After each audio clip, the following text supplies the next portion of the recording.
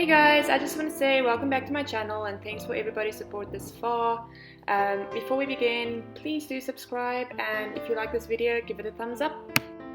Today I'll be drawing Lelouch from Code GEASS. It's honestly one of the best animes out there, and every single character has so much emotion and so much potential attached to it. So in a previous video, I read to you guys the prologue of my favorite book, and in today's video, I am going to read you the first chapter. It's a great chapter, and stay tuned to the end, and I will tell you exactly why it's my favorite book. Now without further ado, let us begin! Chapter 1. Akron sprinted down the sharp rocky incline, but she feared she wasn't fast enough. She needed to get to her son. He'd rolled down the embankment after his horse had been attacked by a bone eater. The jagged bones had cut Akron's palms and scraped her legs every time she lost her footing and fell backwards, but that wouldn't stop her careless descent. She'd continuously push herself back up to her feet the second she hit the ground, never wanting to slow her momentum. She could hear her hunting party's cries in the distance, but she couldn't care less about them. Jensen was the only thing on her mind. If they wanted to reach her, they could just follow the trail of blood she left behind. Jensen was only 5 and she feared that he may have been dead from the fall. But if there was a slight chance that he was still breathing, then she'd take it and risk her own life to get him. So she pushed on, pushed through the pain and fear. She ignored the stinging pain in her hands and legs and pushed herself to move faster. She followed the bloody trail her son left behind, only to leave her own.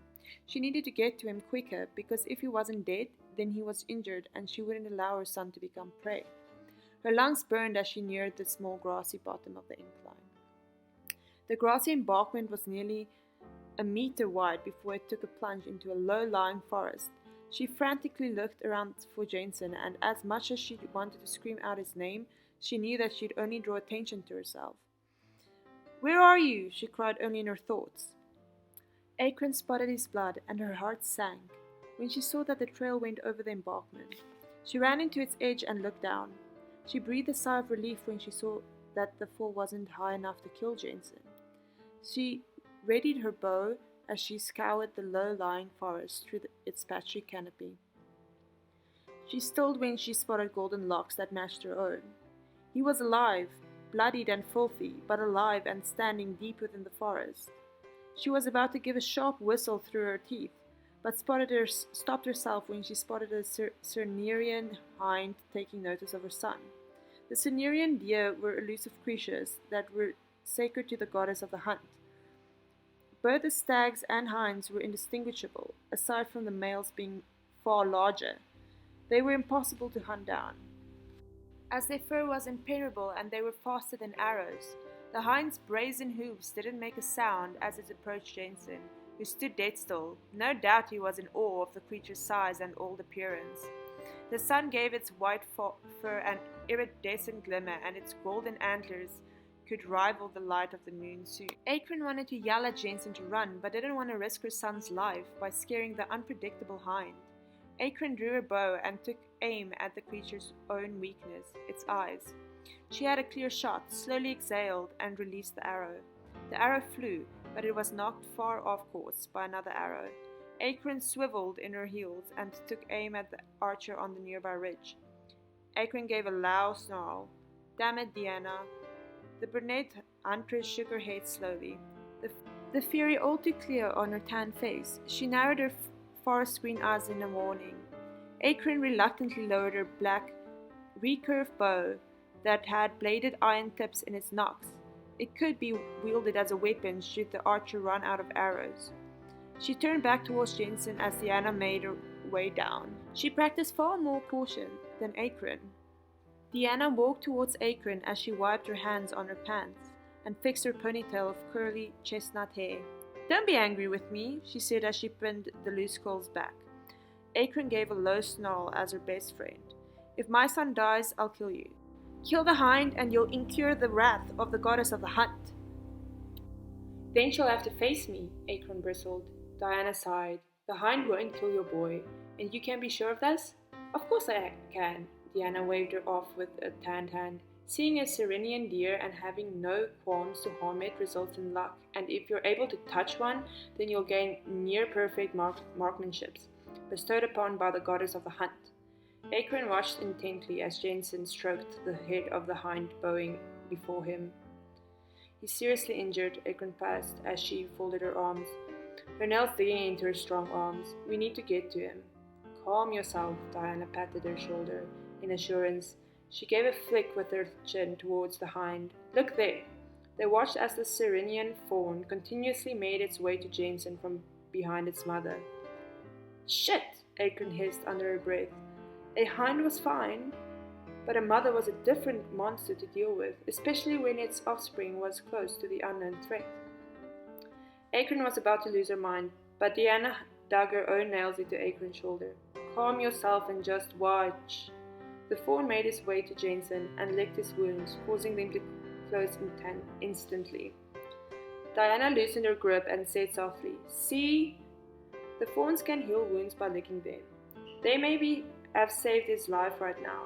So let's just wait until they have Jensen and leave him. Then we can go fetch him. Does that sound good to you? Akron glared at Diana and said reluctantly, Fine, I trust you. The two waited on the edge. Oh! Akron's ears pricked up to the raven's call. Her heart stopped beating in anticipation. She whirled around to see the raven in the tree, but her heart sank as she saw that it was a black one. It was always like that whenever she heard the raven's foreboding calls. In her mind, she always knew that the calls would originate from the ordinary black ravens, but deep in her heart she always had a bit of hope that she might see a white one. Such a shame, she always had to suffer every time she heard a raven's call. You know, Adristia, isn't it in Rigel? Diana remarked. We would have sensed otherwise. She knew Diana was right, she knew. Yet her heart wouldn't stop longing to see the little white raven. But she was held in an enchanted cage in a realm that was too far for anyone to sail to. Akron had to come too close to killing the Mirror Maker, but her sister Paige had stopped her. Paige wanted the Mirror Maker dead as much as her, but she was more pragmatic. She thought things through. Killing a seraph wasn't easy. It was a time-consuming, ritualistic task, each step needing to be absolutely perfect, or it wouldn't work. Even if you'd successfully killed them, you will run the risk of incurring the wrath of their divine parent or ancestor. For they were either the progeny of a human and a deity, or they were the offspring with a single seraph parent. Unknowing to the inhabitants of Rigel, the first empress, Andromeda, was a seraph. Oddly enough, she looked like an ordinary human, a beautiful human, but human nonetheless. She lacked the pointed ears, the symbol to races that belong to the divine in some form or another. Only humans had round ears. Andromeda also lacked the golden blood and inherited her mother's iron and salt blood. Yet she still inherited her father's grace, ageless immortality, and subsequently his magic. The only thing that made her out to be a seraph was the literal void in place of her heart, a trait that all the seraphim shared. The first empress wasn't human, but seraphim, wasn't even a whisper in the wind in Rigel, nor in most realms. Most of the creatures had either died off or gone into hiding. Seraph births were rare because the deities struggled to get their proxies through the veil between their worlds. Seraphs could also birth seraphs with their own kind, but that was rare, as they didn't care for their own kind. They were heartless creatures that had a thirst for power because they had the grace of their divine lineage, yet are unable to ascend to the divine world, so they fill the void as best they can by trying to become all-powerful in the mortal world. Their existence was a pitiful one. It's what Paige had told Akron. Paige felt pity for those pseudo-deities, for they could never join their divine parents and were further cursed with both ageless immortality and near-true immortality. Despite Akron's protests, they allowed the Mirror Maker to leave Rigel, but they still took her bow and arrow, along with the off-iron and obsidian ring. Akron was still very young when she took the ring. It was her only true possession. Paige took the bow and arrows. The two protect the realm from outside forces by creating magical wards their master had shown them long ago. They protected their master even after her death. Akron had been teaching her son about her duties and ancient history that was older than dust and written words. The seraphim were dangerous creatures. It only took one of them to kill an entire cadre of veteran guardians, along with their specters. But at least the mirror-making bitch didn't leave without a scratch. What the hell was that? An ugly word. Well, we'll find Adresia. If not now, then in the next life, Diana remarked as Akron fiddling with the iron noose on her finger. I don't have a next life, Akron spoke through gritted teeth. I was barely able to get this life, and you know that. After this, I'll be trapped into the inferno until I regain my powers again. She looked up at the red, blue, and pink afternoon skies, slowly fading into dusk. Only the morning star was out. She'd have to wait for the star to fall again before she could regain her powers. Alright guys, that concludes chapter 1. This book is one of my favorites. Yes, I know, I said a bad word. I apologize. I kind of forgot that was in there. So here's the reason why it's one of my favorites is because this book has taken a lot of effort to get published, and it is published by my very best friend in the whole wide world. If you find the story very interesting and maybe that you would feel like you'd like to read it, please leave a comment below and I will link you the details of what the book's name is and where to find it and whatever. It is a really good book. I'm one of the characters in the book, which is great.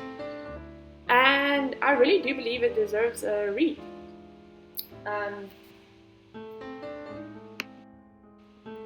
So please let me know what you thought of this drawing, if you like the way I put it together, and if you like the character. I would love to hear your opinions, and as well as if you would like to hear more stories, as I want to make it a weekly thing where I post a video about another chapter of the book, because I find it very interesting and I feel like it will be interesting for the viewers as well.